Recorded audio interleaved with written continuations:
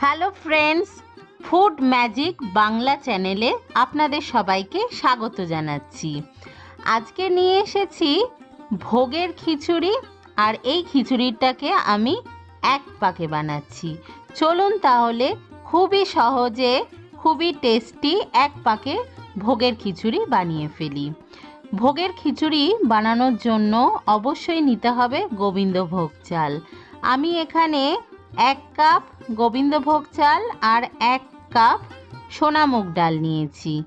আর যেহেতু এক পাকে খিচুড়ি বানাচ্ছি, তাই ডালটাকে আমি আগের থেকে ড্রাই রোস্ট করিনি, চাইলে আপনারা করতে পারেন।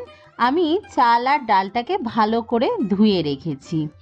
এবার কড়ায় সর্ষের তেল গরম করে নিয়েছি, দিয়ে দিয়েছি 1/2 টিস্পুন 5 ফোড়ন, একটা শুকনো লঙ্কাকে 2 টুকরো করে দিয়েছি আর 2টো তেজপাতা ফোড়ন দিয়েছি।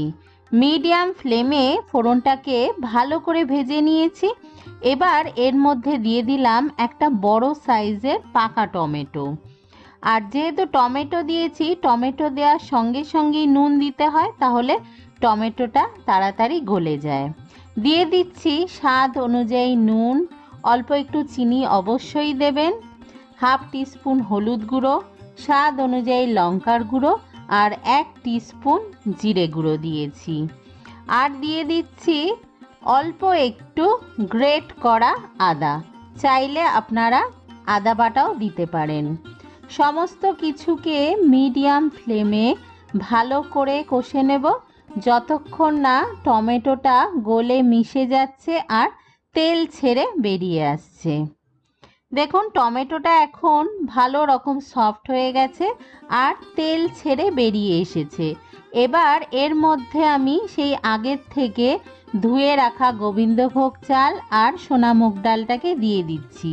যেহেতু ডালটা আগের থেকে ভাজা ছিল না, তাই এই মশলার সাথে খুব ভালো করে কষিয়ে নেব, যতক্ষণ না ডালটা আর চালটা খুব ভালো রকমের ভাজা ভাজা হচ্ছে।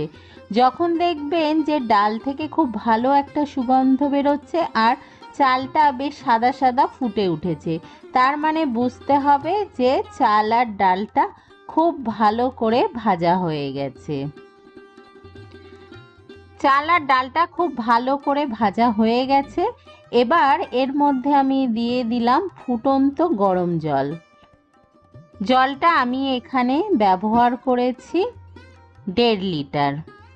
100 গ্রাম আমি নিয়েছিলাম মুগ ডাল আর 100 গ্রাম নিয়েছি গোবিন্দভোগ চাল। অল্প পরিমাণেই খিচুড়িটা করলাম।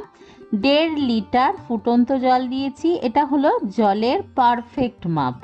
এইভাবে যদি আপনারা খিচুড়ি বানান, তো খিচুড়ি বেশি পাতলাও হবে না আবার ঘনও হবে না।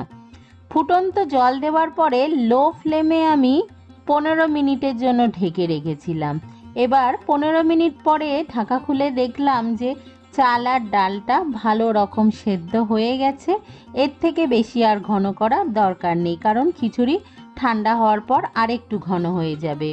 এবার এর মধ্যে চেরা কাঁচা লঙ্কা দিলাম, 1/2 টিস্পুন গরম মশলার গুঁড়ো দিলাম আর 2 টিস্পুন ঘি দিলাম। সব কিছুকে ভালো করে মিক্সড করে দিয়ে ওভেনটাকে অফ করে দিয়ে ঢাকা চাপা দিয়ে রাখছি কিছুক্ষণের জন্য। স্ট্যান্ডিং টাইম দিলাম।